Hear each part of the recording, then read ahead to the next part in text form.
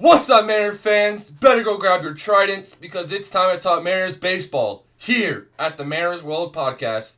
Today we'll be speaking on Game 2 recap from last night's game and Game 3 preview for tonight's game.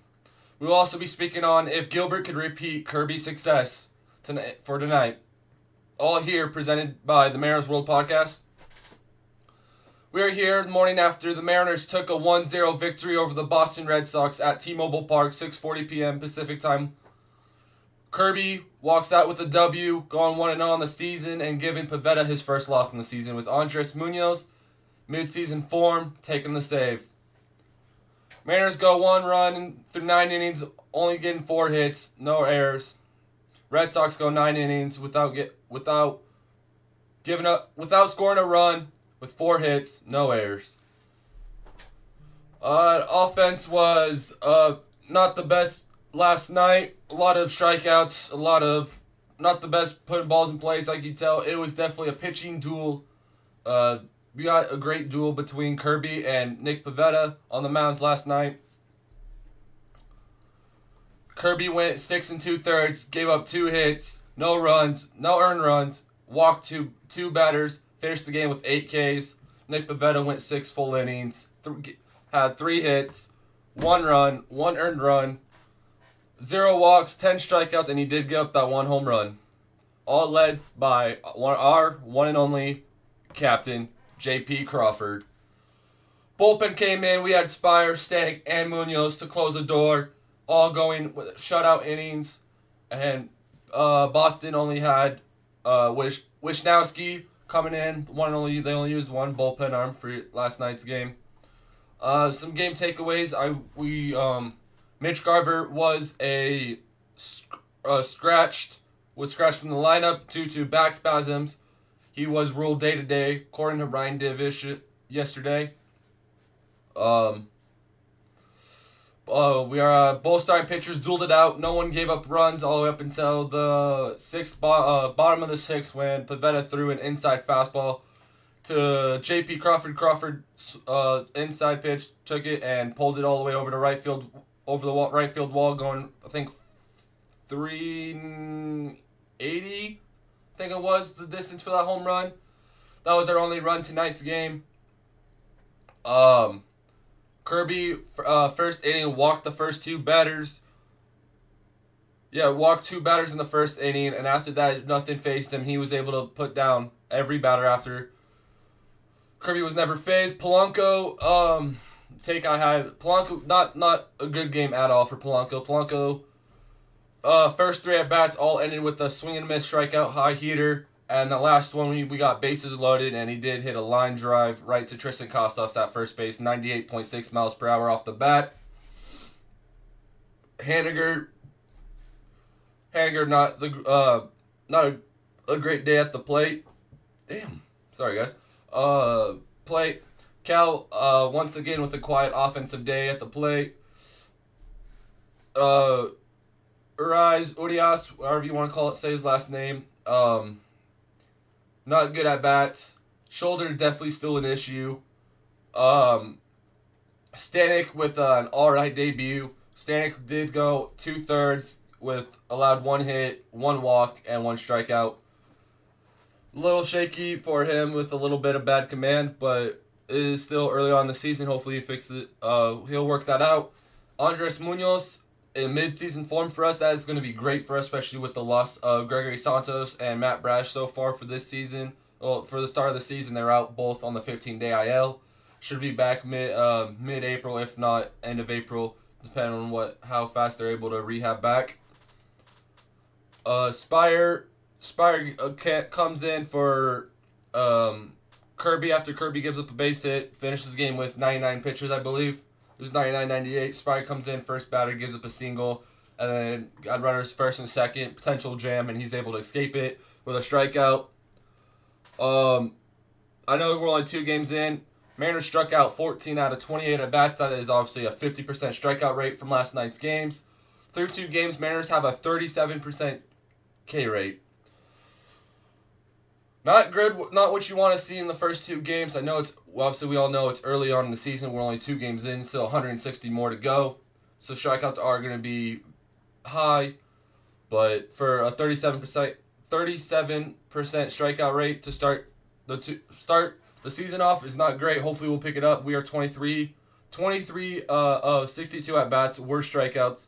That led to the 37% K rate. Mariners here with our first shutout of the season. Great, looking great for our pitching staff. Just dominance. Hoping to see that again tonight with Gilbert on the mound. Canzone once again goes 0 for 3 with 2 strikeouts. Canzone spring training, was it a fluke? Was it not? Rough to say. Obviously, we're 2 games in. He is yet to figure anything out so far to start the season off. 2 games in once again. We already spoke on Luis Arraez's early struggles. We did see Ty France pick up his first knock of the season with a single to right field, and Luke Raley also landed his first Mariners hit with a grounder past the second base into the right field. So congrats to France and Raley on their first hits of the season. So Kirby did lead off the game with a leadoff walk to Jarren Duran, and then he walked Yoshida, struck out Story, and then he was able to strand runners on the corner, and after that he was unhittable. Very dominant tonight for Kirby. Kirby, once quoted by Scott Service, once he gets rolling, it's over. Everyone should know that. Kirby's looking for that Cy Young. Better give him to him this year. Kirby's definitely hungry for that Cy Young award. He's probably by the end of the season he might take the ace role over Luis Castillo, unless Castillo obviously one game was just a 1-game fluke. Second inning, Kirby did pick up his second strikeout of the game. I think I did miss some strikeouts, but second inning gave up went 1-2-3, I believe. Third inning, O'Neill picks up the first hit of the game. So he went 2 no-hitter innings. Kirby did, hoping for 3, but it's not how it picked up. Fourth inning, Kirby strikes out Casas and Rafaela to end the top of the 4th. The 5th inning is probably the best inning, I would say, probably for Kirby, where he went 1-2-3, collected another strikeout.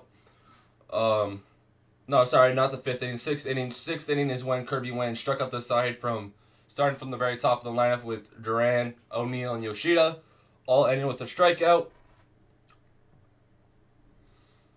So Kirby with a great line. Once again, if you missed it, Kirby's finish line was 6 2/3, gave up 2 hits, no runs, no earned runs.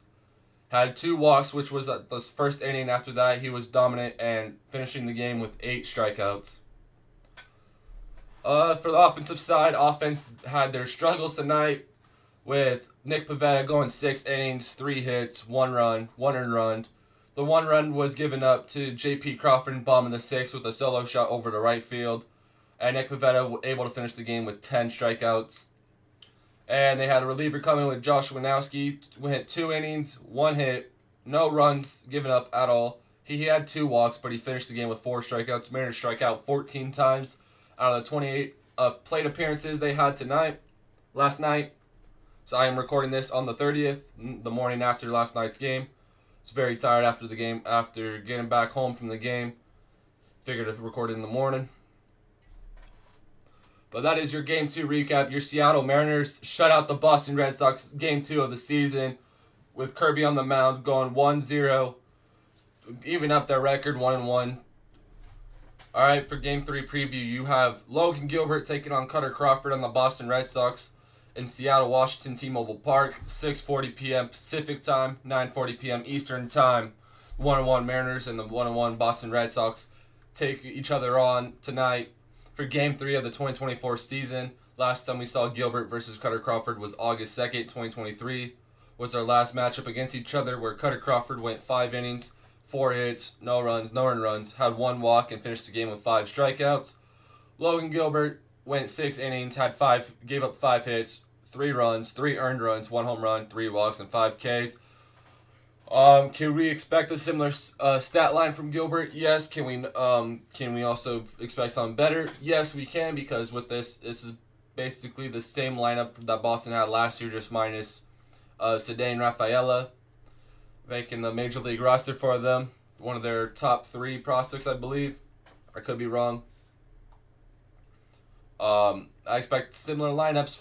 I expect the same lineup that Boston went with yesterday, with Jarren Duran leading off, playing left field, Tyler O'Neill right field, batting second, Yoshida DHing, Trevor Story going shortstop, playing shortstop, Casas at first, Cedane Rafaela at center field. I think they go Pablo Reyes today for start the game at second base. Obviously, Rafael Devers, I expect him to be back in uniform, playing third base for them, and Connor Wong taking the catching duties after a rough outing from Reese McGuire yesterday for the Boston Red Sox. For your Seattle Mariners, same lineup as last night. I expect Mitch Garver to probably be back no later than tomorrow, if not Game 1 on Monday, where we take on the Cleveland Guardians. I do expect Josh Rojas to take over third base after rough outing from Luis Urias. I think that's going to be the one change for tonight's lineup.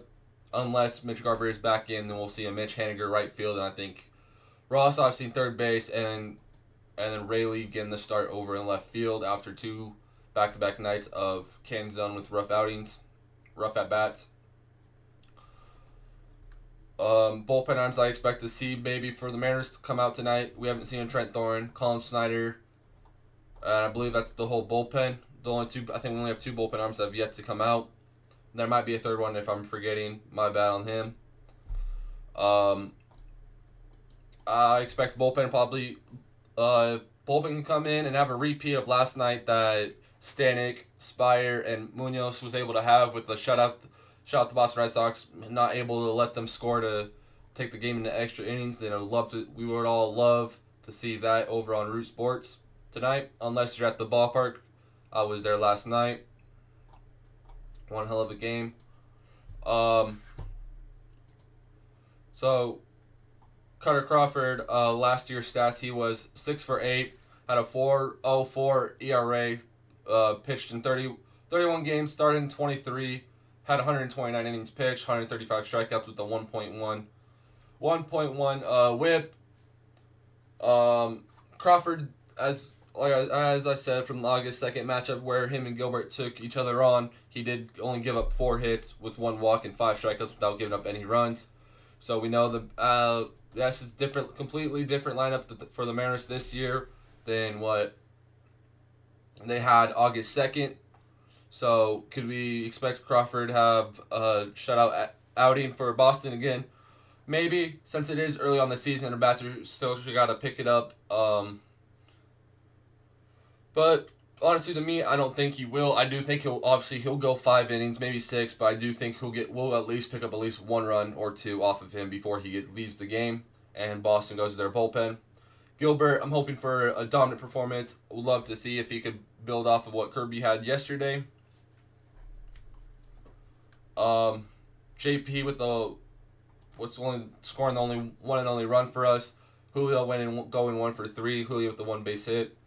We needed obviously our top 2 hitters in Crawford and Rodriguez to get some hits. We need Mitch to hit today, as he was not able to pick up any base hit last night, and Cal Raleigh is struggling with only 1 hit in the season. That was an infield single.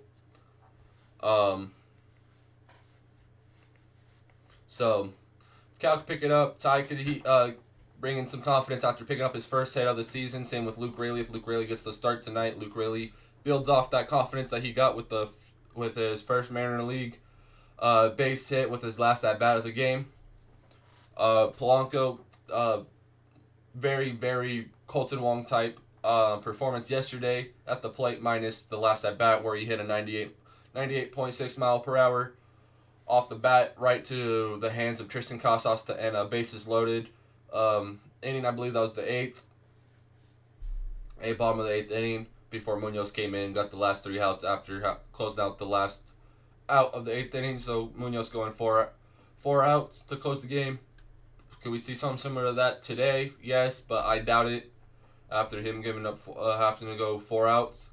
Unless the situation gets to that. And shout out to Scott Service for managing these games so far. Like, it's September. Like, these are very important games. If we want to win this division, we have to make better choices with the pitching and take pitchers out sooner. So shout out to Scott Service for what he's been doing so far. He's been making some great calls. Pitch hitters, do I think we might see some pitch hitting tonight? Depending on the situation, I think Service gives Sebi Zavala an at bat tonight. Don't want to see that, but I think Sebi gets in at least one at bat tonight. And then obviously Canzone or Rayleigh, whoever one starts. If Garver's back, unless both are starting, then no pitch hitters I expect really.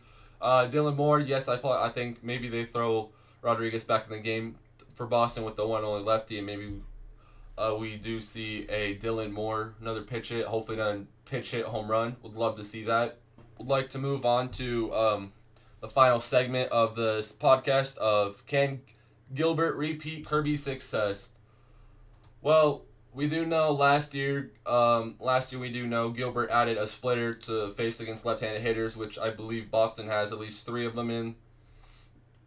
They have about 2 to 3 left-handed hitters. Gilbert last year finished with a 13-7 record, a 3.73 ERA, pitched in 32 games, started 32 games, had 190 innings pitched, 189 strikeouts, with a 1.08 WHIP. Great year from Logan Gilbert. I expect to make a big jump. I mean, my vote for him, I would love for Gilbert to actually surprise everyone and win the Cy Young over Kirby, personally. But with the performance Kirby has, if he's able to do that all season, and it's going to be a wrap, and I think might as well give Kirby that Cy Young award right now. And let's be honest, guys. Let's have a serious talk. We need to talk with John Stan, Jerry DePoto, and Justin Hollander in that front office. When are we going to get that C on JP Crawford's jersey? Like, come on, that's the captain. You got to put the C on the damn jersey. Let's get it done. So Logan Gilbert, so he did add Kutter to face against righty, so I think we'll see his Kutter a lot tonight in a play factor against the right-handed hitters. I think Gilbert's final stat line, I think he goes 6 innings, 4 hits, 1 earned run, and I think he'll have 2 walks, same with Kirby, and I think he finishes the game with 6 strikeouts. That's my stat line I have for Logan Gilbert. Personally, yes, I do actually, to answer my question and answer the question, can Gilbert repeat Kirby's success? If you guys agree or disagree, go ahead and you can tag me on over there on Twitter /X, whatever you want to call it, at Mariners World. So it's right there. Go search it up right there. Go follow me if you would like. I'm tweeting over there every day, tweeting about what I see from the game. I retweet a lot of stuff, so maybe you're not so interested in what I might retweet, or maybe you are interested in see what you may have missed from Twitter that I retweet from the Mariners and other people talking about the Mariners. But I definitely expect big things from Logan Gilbert tonight. This fastball, I think will be a big emphasis tonight for the attack against Boston. I think he throws a lot of high heaters against them, getting a lot of chases. His breaking stuff is probably going to be his best tonight over the fastball, but I would not be surprised if I see a lot of strikeouts off the fastball. And if Devers is playing, I think he strikes out Devers at least twice, both on the splitter. So Gilbert brings his nastiest stuff tonight on the mound. Would love to see that. Just improves our odds even better to win tonight's ball game. Defense, obviously. If he can keep the ball on the ground, or like the fly balls, because definitely last night with the cold, the wind, and everything definitely helped keep the ball in place. That's why we were only able to see 1 home run fly out the ballpark. If the wind was not there, yes, it was cold, but if the wind was not there, I think we see probably 1 or 2 more, at least 2 home runs that game instead of 1, maybe 3 at best. A lot of balls that, once again did not travel.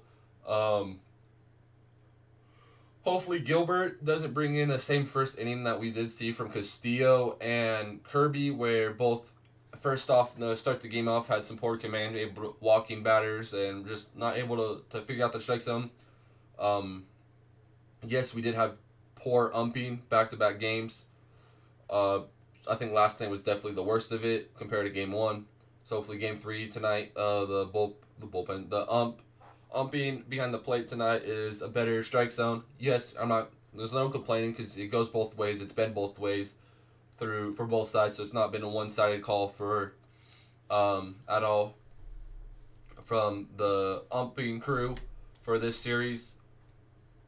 But